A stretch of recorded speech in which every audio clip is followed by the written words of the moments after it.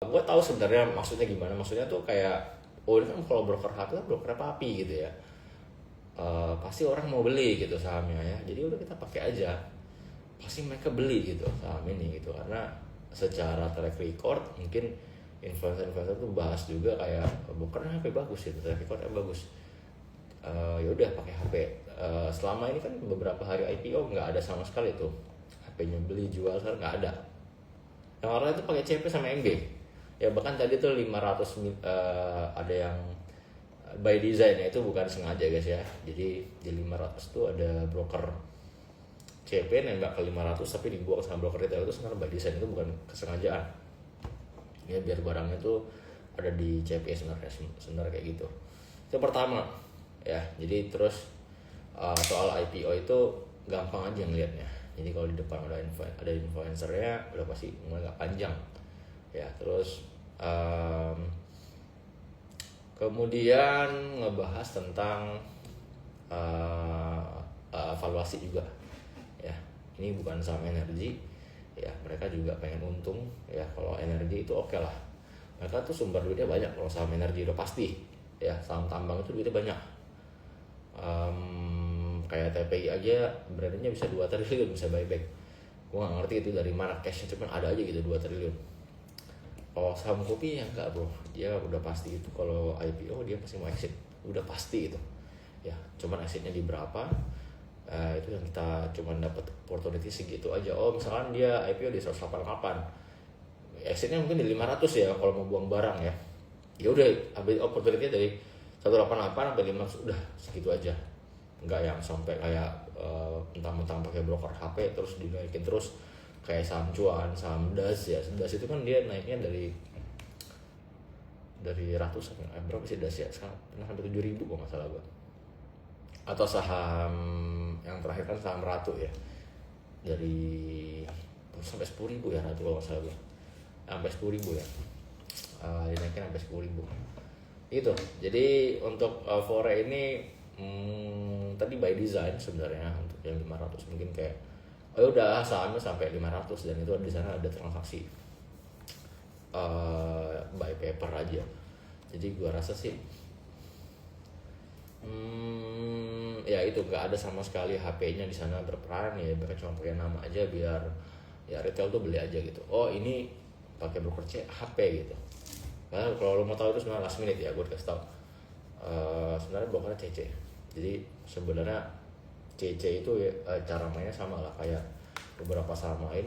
Yang penting adalah semua keserap aja, semua didapetin sama retail barang-barangnya. Udah, habis itu dia biasanya udah sampai situ aja. Oke, itu sementara ya. Cuman gue nggak tahu nextnya seperti apa. Ya lu tinggal lihat aja cadangan cash mereka berapa di Fore itu ya. Jadi simple. Kalau misalkan dia saham batubara atau dia grup konglomerasi itu cashnya banyak ya. Dia kayak saham brand itu dia buyback 5T itu uangnya ada. Jadi kalau bagi konglo itu ini bukan masalah gue bisa naikin apa enggak. Naik itu pasti bisa, mau sampai 11.000 12.000 bisa. Cuman masalahnya ketika gue naikin itu ada alasan nggak kenapa dia harus naik. Karena kalau nggak ada alasan pasti udah jadi dicopet-copetin, udah pasti dia jadi ladang amal ya. Mereka yang naikin, kita yang TP gitu. Makanya harus ada reason. Seperti Pani ya, dia ada reason terus makanya sampai 19.000 ya. Itu orang tetap masih ada orang yang nggak akan jual karena dia punya reason ya. Jadi kalau saham itu simpel, ketika dia naik sampai tinggi sampai nggak masuk akal valuasinya, tapi ada reason yang mungkin sangat kuat, orang itu mungkin nggak akan jual ya. Dia mungkin kayak jadi gua hold aja, sehingga nggak ada yang namanya selling power yang berlebihan. Bandarnya pun ngerasa nggak dicopetin. Dan kalaupun bandar dicopetin ketika naikin harga saham, dia masih pede untuk ngejual di atas karena ada story tadi ya. Misalkan gua nggak tahu, misalkan Pani storynya adalah mau ekspansi lah, atau mungkin mau bangun 3 juta rumah lah, atau mungkin mau bangun peak 3, peak 4, peak 5. Ada story yang ketika gua naikin orang mau beli ya. Misalnya kalau sekarang tuh nggak ada guys ya. Misalkan lo anggap aja case nya adalah brand mau gua naikin sekarang ya, nggak ada. Orang semuanya jualan harga emas naik tinggi gitu. Teramanya masih nggak jelas gitu, perang tarif bisa sampai 245% gitu, gimana ceritanya? Ya itu artinya kalau tarifnya segitu dan berlaku, kalau negara itu mau ngikutin, misalkan kayak Jepang, ya udah gue ikutin, gue nggak mau balas ya. Mereka yang punya pabrik, misalnya Jepang Honda ya, itu dia harus bangun di US tuh pabriknya. Mungkin dia punya pabrik di Meksiko atau di Kanada gitu ya, pindahin ke Amerika Serikat. Itu kan berarti iklim investasinya sangat nggak menentu. Kemudian kalau dia perang kayak China, ya udah semua harga masih mahal ya. Artinya mungkin harga iPhone itu bisa naik 2 kali lipat. Ya siapa yang mau beli gitu. Artinya kalau nggak ada yang mau beli ya macet aja gitu ekonomi dunia. Makanya orang malas bisnis. Apalagi dia cuma ditunda 90 hari ya guys. 90 hari itu kalau bagi trader sih yang ngerasa ya udah kita trading aja 90 hari, nggak ada masalah kan gitu. Nanti kalau udah mau pengumuman tarif baru cabut gitu. Tapi kalau bisnis nggak bisa gitu kan. Ya, misalkan lu mau bangun mobil kan nggak bisa. Masa gue bangun mobil 90 hari harus selesai, harus nggak bisa gitu. Harus close kan nggak bisa. Tetap harus panjang, makanya yang bisnis panjang ya mereka hold pasti. Ya kalau begitu investor juga nggak mau gitu, jelas. Artinya duitnya nggak kemana-mana, ya akhirnya beli emas mereka semua. Jadi rentetannya panjang untuk zaman sekarang. Nggak akan ada orang manapun yang mau naikin sahamnya di zaman kayak gini, karena udah jelas bisnis itu udah pasti nggak menguntungkan. Kalau sekarang banyak ketidakpastiannya. Ini baru aja tadi ada berita LG pabrik nikelnya nggak jadi ya, invest 120 T itu bisa nggak jadi. Itu gimana ceritanya? Aku kadang bingung sama negara ini. Kemarin juga mereka datang ke sana mau lobby malah dinaikin. Bahkan gue bingung juga sama negara ini. Harga emas naik terus tapi antamnya nggak all time high. Ya banyak bingung ya gue sama negara ini. Makanya banyak ketidakpastian juga. Gue tuh sekarang udah ngelirik market lain sebenarnya guys. Jadi kayak kalau dulu kan ketika banking itu masih uptrend terus ya gue tetap di SG gitu. Ya pilihannya kalau lagi bankingnya lagi itu koreksi, kita nggak trading. Terus sekarang udah enggak ya. Jadi bankingnya tuh sekarang udah downtrend, bahkan ya sideways atau downtrend. Jadi sama sekali nggak ada saham yang menarik ya. Apalagi komoditas kita itu untuk sekarang harga call itu udah 95 ya, dan TMG bagi dividen aja dia masih kena trap lagi ya. Bagi dividen 2300 atau 200 saya lupa, turunnya 2600. Dan turunnya ini adalah dia net foreign sale ya, itu yang paling gua gak suka lagi.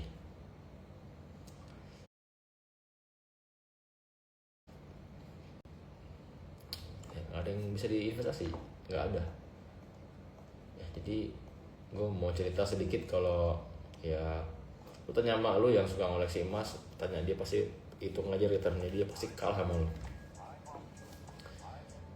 Orang beli emas aja menang gitu ya, apa ngapain kita ngomong ini makro segala, kalah aja returnnya. Itu sebenarnya lebih menyedihkan sih fakta itu ya.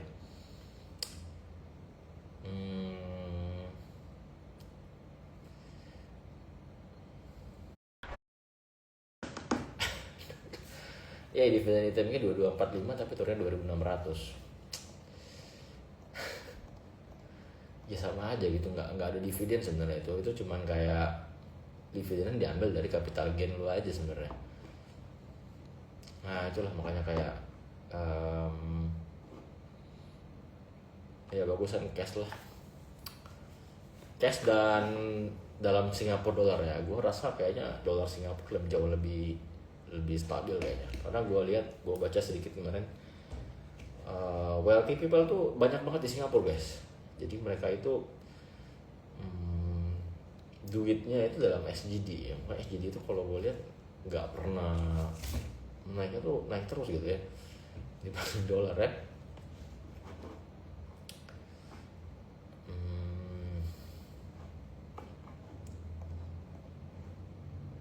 Oke, sekarang gold ini sudah 3432 ya.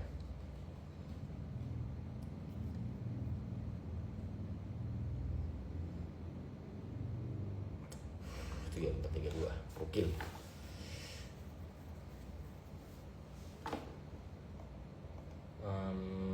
Kemudian di XY nya 10 year bond US masih 4,3, masih di atas 4. XAU nya masih 3.400 ke atas. Indeks dolar masih di bawah 1, di bawah 100. Ya itu artinya adalah nggak ada yang bisa lo lakuin selain ya bertahan aja, nggak akan ada saham yang naik aja sih.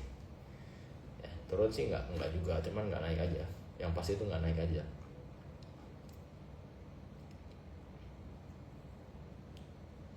Ya itu kan artinya kalau di expo nya di bawah 1, di bawah 100 itu artinya dolar lemah sekali. Nah. Oke, kira-kira seperti itu. Apakah ada pertanyaan?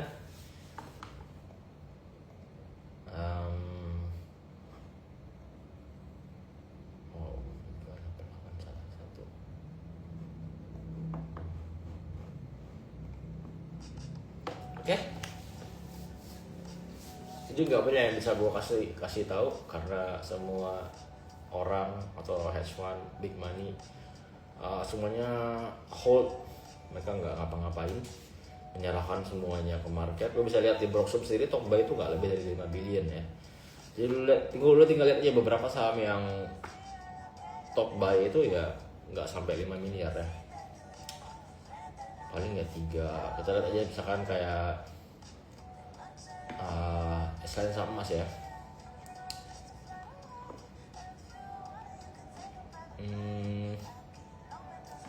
BRM-nya stop buy 8,6 ya. Ada row berapa misalnya, kayaknya oke lah 20 ya, karena lagi 45. Adi bisa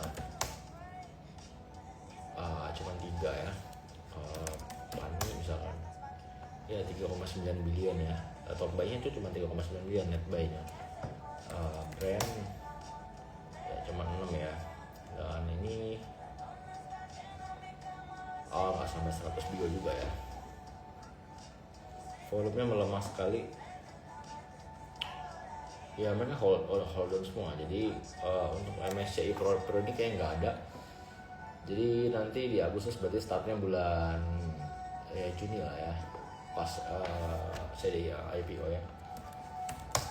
Kemudian ada BRPT untuk Resist, ini oke banget karena dia naik sendiri ya. Dia kan batas buybacknya kan di 760 ya. Kalau wifi ini sebenarnya ya ini nunggu red issue aja ya sebenarnya guys ya. Jadi kalau wifi itu dia sekarang itu kan market cap-nya 5 kalau nggak salah gue ya. Labanya itu 200 miliar, cashnya 60 M. Sementara dia itu pengen ekspansi besar sekali ya, sampai 40 juta pelanggan. Itu dia butuh infrastruktur gede guys ya. Jadi ya, dia harus tarik kabel tuh, bola out ya. So far itu yang baru menjadi peminjam ya, mungkin ngasih loan gitu ya ke mereka kan 5 triliun. Dari NTT ya, nggak tahu gua kenapa dikasih dari NTT, mungkin mau pasang kabel sampai sana kali di NTT. Jadi lu bayangin aja, ada perusahaan equity-nya mungkin nggak sampai 2T kali equity-nya, cash-nya cuma 60 miliar, labanya cuma 12 M. Lu mau pasang kabel bawah laut gitu ya, harganya itu kalau nggak salah gua 40.000 USD per meter aja. Duit dari mana gitu, nggak bisa ekspansi dengan equity segitu ya, apalagi cashnya cuma 60 M, nggak dapat apa 60 M itu, mau ngomongin infrastruktur kayak gimana, nggak bisa ya. Cuman lu harus dapat modal ya. Caranya gimana? Banyak. Yang paling gampang ya red issue ya. Red issue itu ya kayak IPO tapi dari saham ditambah banyak gitu ya, dan itu harus besar ya. Kalau bisa mungkin 5-10 triliun ya, segitu dulu lah red issue-nya. Kalau nggak red issue dan wifi itu sebenarnya harga sekarang itu mungkin udah harga after red issue kali ya. Jadi kayak orang-orang tuh asumsi nanti dia bakal ada isu ya dapat dana 5T, dia bangun jaringan infrastrukturnya semua di bawah laut itu, kemudian dia bisa dapat pelanggan naik dari 3 kali ya, misalnya 15 juta pelanggan. Di sini gue lihat NPM-nya cuma 14% sampai 20%. Jadi dia tuh jual internet guys, wifi itu jual internet. 300 Mbps itu cuma 100.000, lu bayangin ya. Gue di sini kan pakainya First Media, masalah gue ya. Gue kemarin pakai First Media itu bayarnya 350.000 masalah gue ya. Itu pun nggak segitu kecepatannya. Kemudian ada perusahaan entah dari mana, dari Hashim ya, bisa nggak sih 100.000 doang 300 Mbps lagi, pasti kan semuanya kesana gitu ya, pasti kan semuanya beli paketnya dia kan, kayak si wifi ini udah pasti tuh 100.000 loh sebulan, 300 Mbps pula kan gitu. Nah masalahnya dia belum bangun infrastrukturnya, tapi dia tuh udah ngitung kalau gue nanti bangun infrastrukturnya segala macam ya, which is after RI itu gue bisa dapat pelanggan tuh, target mereka dalam 5 tahun itu 40 juta pelanggan ya. Lu bisa hitung aja ya itu berapa keuntungannya. Anggaplah itu tercapai 40 juta pelanggan ya, kali 100.000 ya, 100.000 berarti berapa tuh, berapa 40 juta kali 100.000 berapa 40 juta dikali 100.000 itu berapa sih?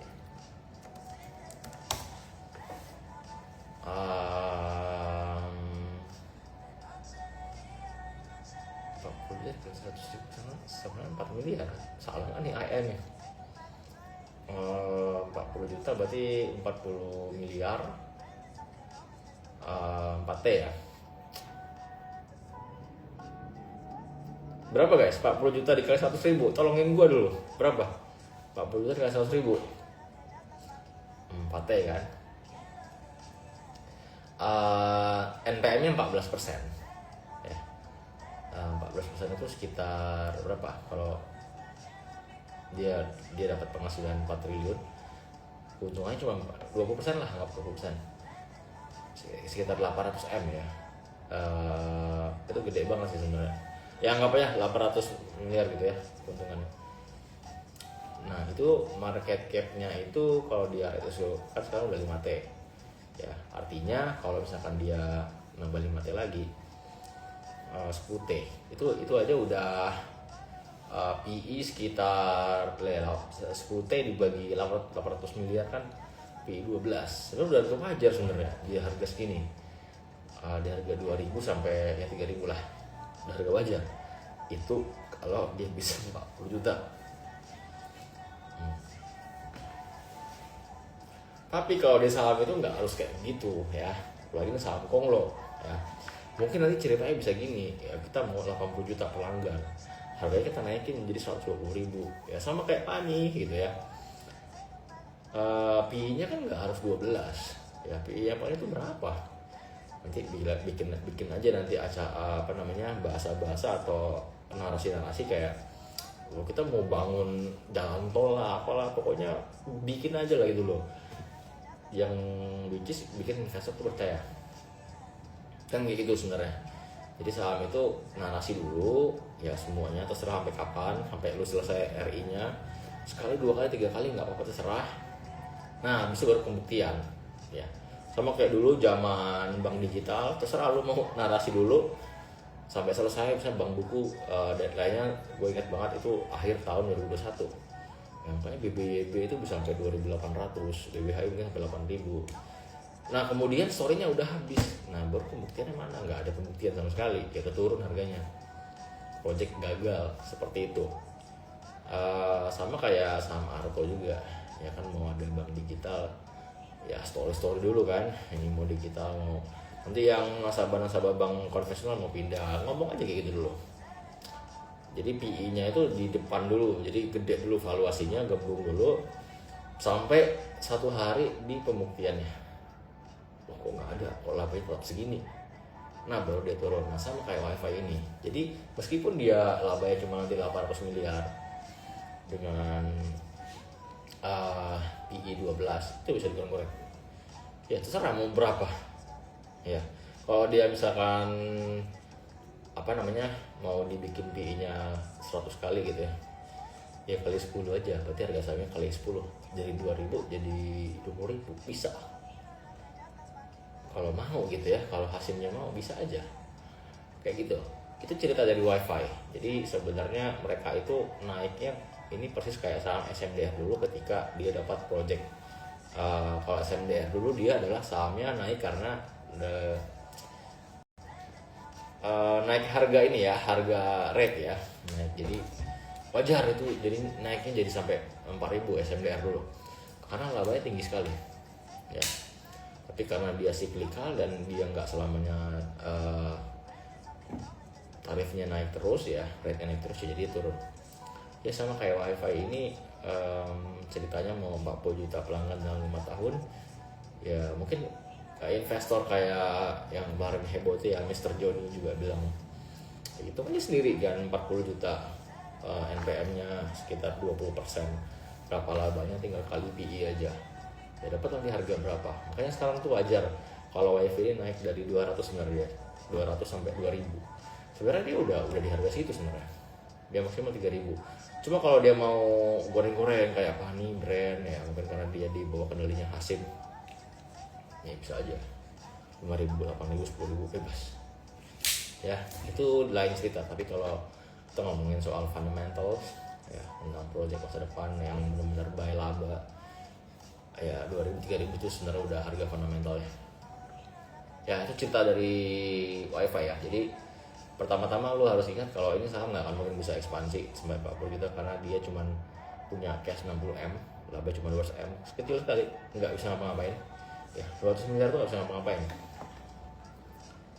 apalagi bangun jaringan sampai bawah laut gitu ya, nggak bisa bro. Kalau cuman 200 miliar dia butuh triliunan itu ya. Itu simpelnya aja kalau untuk IV. Jadi makanya bos selalu bilang ya, di harga sekarang trading aja, jauh lebih cuan sebenarnya dan lebih make sense.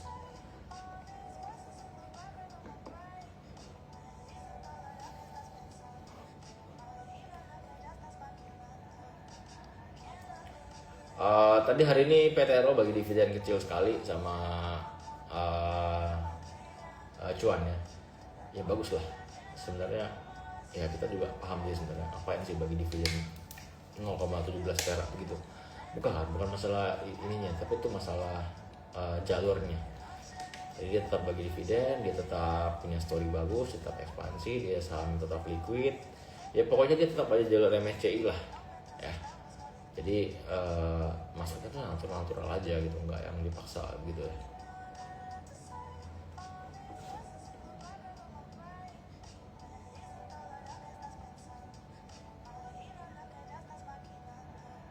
Oke, bahas IPO CDI apa ya, kalau dia IPO silakan ambil aja, nggak apa-apa, itu ambil aja, terserah seberapa banyak pun yang lo mau, ambil aja. Kemungkinan besar 20 Mei ini udah bisa ada penawaran awal. Gue sih kasih tahu kemungkinan besar 20 Juni ya. Gue paham sih karena semester 1 kita ini banyak liburnya guys. Malas juga gue sebenarnya liatnya. Nanti di bulan Mei ada lagi libur ya, libur hari buruh. Juni nanti ada lagi libur lebaran, Idul Adha ya. Hari bursa tuh paling cuma ya 18, 19 gitu ya. Nah semester 2 tuh baru asik, gak ada liburnya ya. Kayak bulan Juli tuh kayaknya full, bisa 22, 23 hari ya. Semester 2 tuh enak ya, liburnya tuh sedikit. Makanya kayaknya gua rasa WiFi itu RI nya semester 2 juga, mungkin Agustus. Pani mungkin semester 2, IPO nya Papi ya mungkin semester 2 juga. Kemudian beberapa saham lain juga kayaknya nungguin perang tarif juga ya. Jadi kuartal ini sih gua bilang ya lu trading aja, trading aja ya. Lu bisa lihat sendiri volumenya nggak ada yang tinggi cuma emas ya, tradingnya di emas ya. Mungkin lu mau main forex ya nggak apa-apa juga sih. Kalau nggak punya skillnya ya udah lu liburan aja sih, kata gua.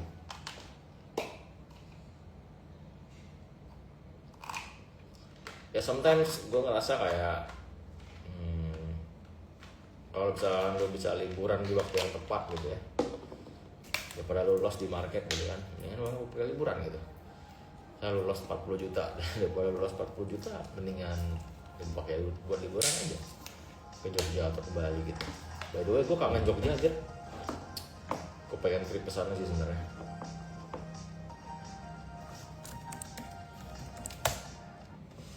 Tadi ngeliat apa namanya, postingannya siapa tuh,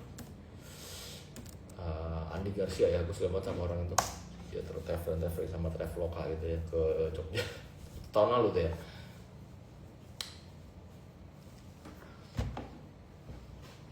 Gue sama Jogja.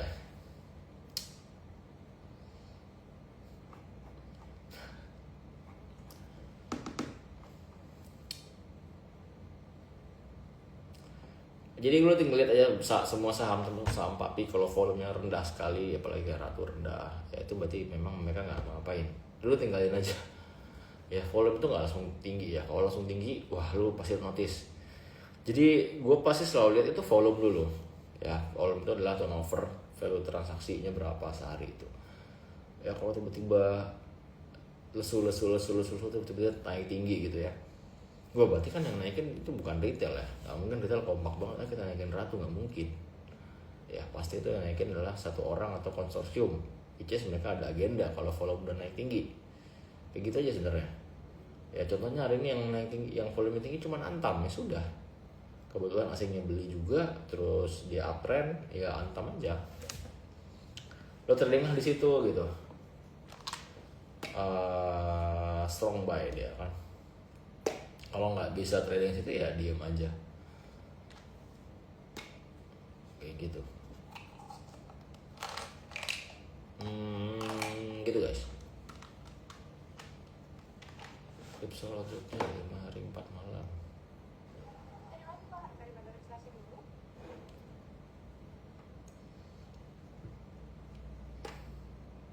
Gue sekarang lagi akumulasi Bitcoin hampir tiap hari ya. Gue pengen menjadi Bitcoin holder sebenarnya, karena gue sudah sering mempelajari, tapi nggak mau yang terlalu keluar Bitcoin. Gue berapa banyak lah, diem aja, yang penting punya aja gitu. Jadi ketika ada orang yang rayain Bitcoin berapa ratus ribu, ya gue tetap ikut seneng gitu ya. Ya sama kayak dulu gue pernah beli emas 100 gram, waktu itu harganya 85 juta. Sekarang gue lihat harga emas udah 160 juta ya yang 100 gram. Jadi gue baker sebenarnya.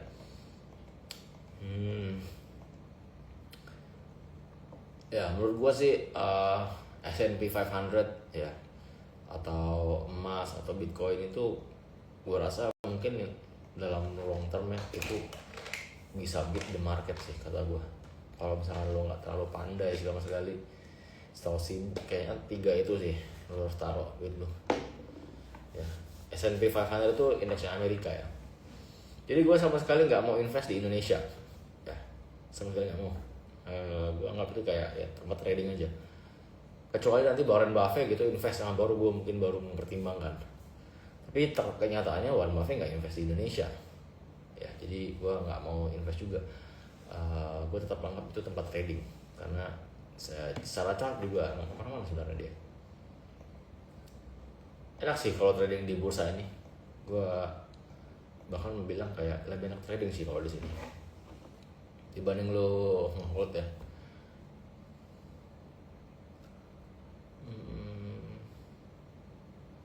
Oke lah, kayak gitu aja. Ada yang mau tanya nggak? Sejam aja ya gue live ya.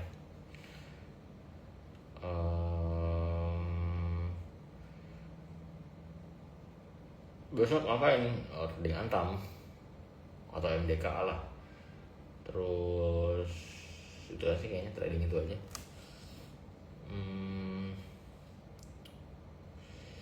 Invest di private company nggak usah.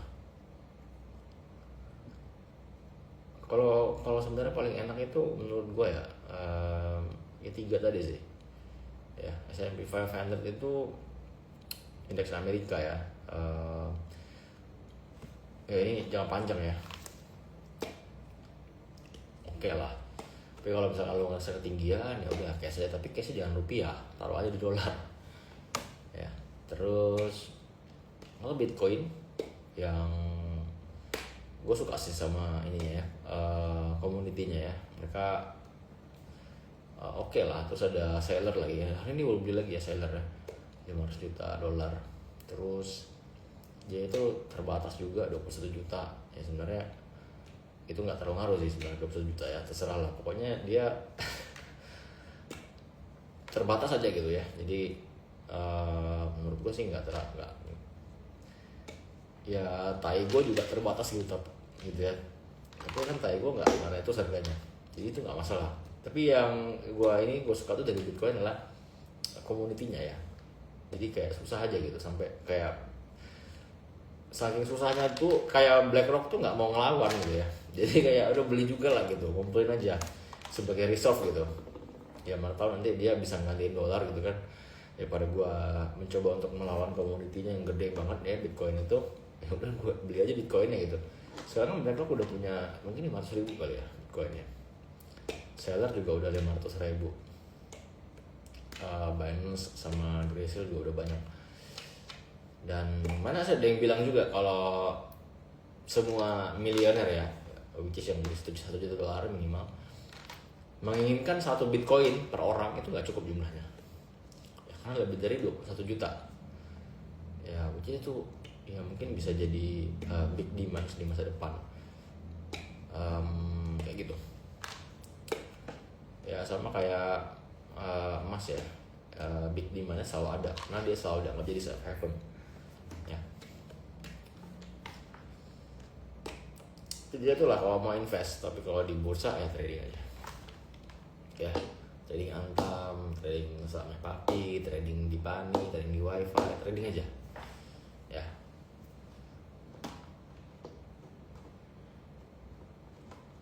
Oke guys, aduh, apakah ada pertanyaan yang sangat mind blown?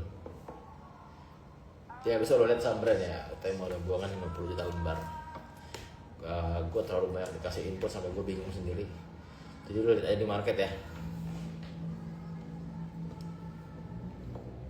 Kalau misalkan mau detail ya lo ke grup gue aja ya, masuk ke grup Intense gue di sana. Gue benar-benar share tuh ke sana. What I think, what I know tuh pasti gue share di grup gue ya. Position juga, mungkin strategi segala macam. Kalau di IG subs ya insight aja lah. Gue nggak tahu siapa yang subscribe, nggak tahu. Tapi kalau di grup kan gue tahu siapa aja orangnya. Dan rata-rata teman-teman di sana yang gede-gede ya jadi friends of life gue semua sih. Jadi gue bilang ya kita di market tuh nggak bisa pensiun. Ya Warren Buffett sama Charlie Munger bisa sampai umur 99. Ya udah kita di sini terus selama-lamanya. Di saham gitu atau di capital market berproses tuh sampai mati gitu. Jadi fresh of life bilangnya.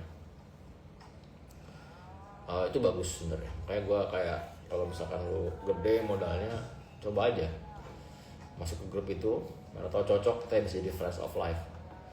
Ya itu akan membawa banyak sekali manfaat ya bagi sesamanya. Jadi win-win lah.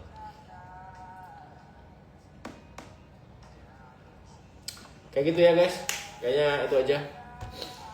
WNS aja, trading aja di Antam, MDKA atau BRMS, itu terserah. Tapi gue lebih suka sama yang pasti-pasti aja ya. Ya mungkin Antam lah ya.